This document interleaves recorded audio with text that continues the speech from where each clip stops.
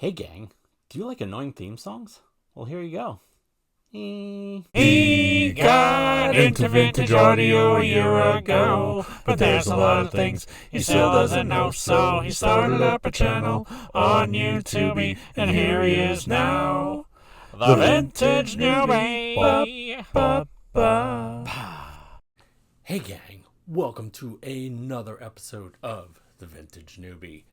Today's episode is brought to you by Star Trek issue 500.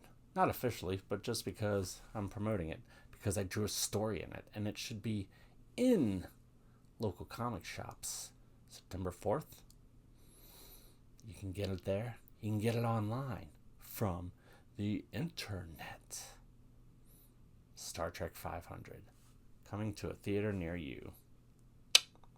If you're new here, welcome aboard. But don't get too comfortable, because I've only got a couple of these left, since I'm running out of things to talk about.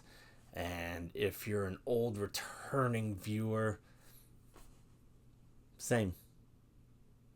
There's only a few of these left. Today, I'm going to be talking about a piece that I've wanted for quite a while. It's not like anything big or fancy or anything, but it's just something that I kind of wanted. I have a idler drive turntable, the Dual 1019. I have a belt drive turntable, the Realistic Lab 300. And I wanted a direct drive turntable. I wanted a Technics turntable because I'd heard those are really nicely made. Some of them are fancy, some of them are basic, but they're all like beasts built like tanks and whatnot, especially from like the mid 70s to the early 80s. Things like the SL-1200, though those are over $1,000 and they're like completely manual, which doesn't make sense to me because you have to start them yourself, you have to stop them yourself, which that's really kind of a hassle in my opinion, because what if you get up, what if you fall asleep, what if you pass out drunk, what if you decide to take a bath? Then your record's just going to keep spinning. Your stylus is just going to keep wearing out on that record. So that's boo. I like semi-automatic turntables where you start it yourself, but then it stops and retracts automatically. That's what the Realistic Lab 300 is like. That's what today's turntable is like. And it is the Technics SL-D2 direct drive turntable. One popped up kind of locally, about an hour away, for pretty cheap. It's like around $50 or something like that. And you can find these for between 50, 60 to about 140, something like that, which for a vintage turntable that works really well.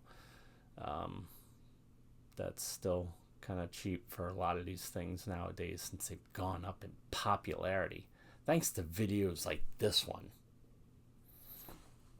But anywho, it did not have a stylus or cartridge or head shell, so I had to get that. So that kind of made the price go up on my end eventually. But I liked it. It's cool. It works well. Now let's go take a look at it, shall we? Here we are with a closer look at the Technics SL-D2 semi-automatic direct drive turntable. It has a dust cover. This one's a little scratched and scuffed. It was in kind of worse shape than it is now, but I used some, I think it's Meguiar's Plastics. It's like a headlight cleaner. The hinges are in really good shape, which from what I've heard, they are normally not. I don't think this one had, or maybe it did have the original 45 adapter. I don't quite remember if that's one that I pulled off of another table, but I think this might have been the original one. It's got a counterweight, anti-skate. Here's the lever to lift the tone arm. up and down. It has this little spot in the back that I did not know what it was for when I originally saw it, and I thought like something was missing. It was like a little hole in there, but that is to hold a spare head shell if you have one. Which that did not come with this one. That was the one that came with my Lab 300, but I didn't really have anywhere to put it, so it can go in there. Now, like I said, this one did not have a cartridge head shell stylus with it, so I looked up for a used one, found a Shure brand, but when I got it, it sounded like the stylus was blown out, so I replaced the stylus. And even when I did that, it still sounded like something was just busted up and jacked up. I cleaned the head shell wires and the connections and everything, and it might have just been a bad cartridge. Because when I put my other head shell cartridge stylus from my Lab 300 onto this one, it played fine. So I had to return that one, and then I got this one new off of eBay from Turntable Needles, I think is the name of the place. They have a combination head shell stylus cartridge with an Audio-Technica VM95E, which is a pretty good kit there. It's from Canada, so it takes about a week to get it. Anywho, let's get into, there's not a whole lot of functions with this one, but so it is a manual start. It up, move it over to get it going, and then you'll have your pitch control, which this one, hopefully it's showing up, is holding pretty steady. The lights at the bottom there that are not moving. It was originally not really holding it. The lights would drift one way and I would adjust it, and even if I was just like barely touching it, it would start drifting the other way. So I had to, and I found a video on YouTube. I will link it here because it helped me get this going. I just flipped it upside down, took out the bottom, sprayed inside there. There's a potentiometer. Sprayed it with some deoxit, worked the pitch control back and forth a whole bunch of times. And now, as you can see, it's holding steady. You've got your speed adjust for 33 and 45 RPMs. And then you've got your stop button. Now this does retract automatically when it gets to the end, but if you want to stop it yourself, you just push the little button and it picks up and it goes back to its rest, and then it stops fucking spinning.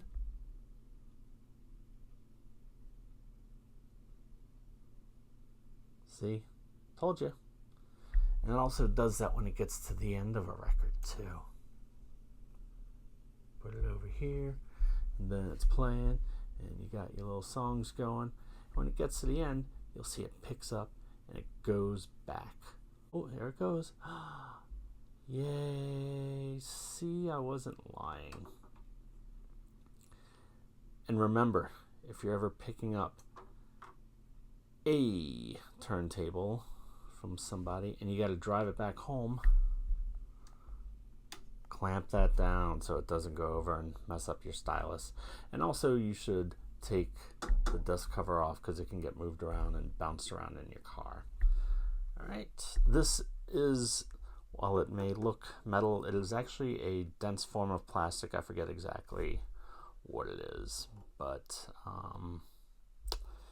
yeah, so, and it's got like these little spring-loaded feet so it can bounce up and down like that. And that is, I believe, just about everything going on with this thing. See you on the other side. There you have it, ladies and gentlemen and ladies. The Technics SL-D2 direct drive semi-automatic turntable. Made from Excuse me. It's made from 1978 to 1981, something like that. I don't know. Somewhere around that time.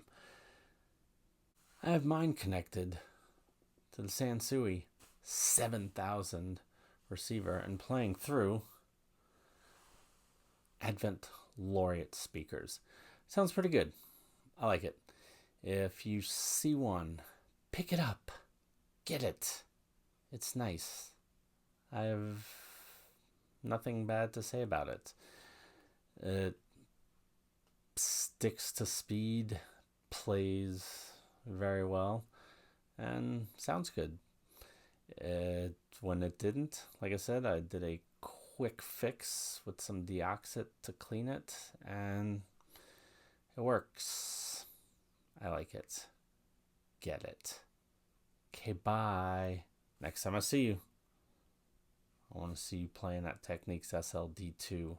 And there are different variations. There's the D1, which I think is completely manual. The D3, which is fully automatic. There's a lot of Technics turntables from the mid to late 70s to early 80s that were good ones. And it's kind of daunting to figure out which one to get and which one to not get. And what things direct drive and belt drive and frequency servo generated and quartz locked, and I don't know what any of that means except for direct drive and belt drive, because belt drive has a belt, and direct drive, it's directly from the motor that's spinning it. So thanks for joining and hanging in here to the agonizing end. Have a blessed day, and don't forget to pick up Star Trek issue 500, because I drew a story in it. Bye-bye.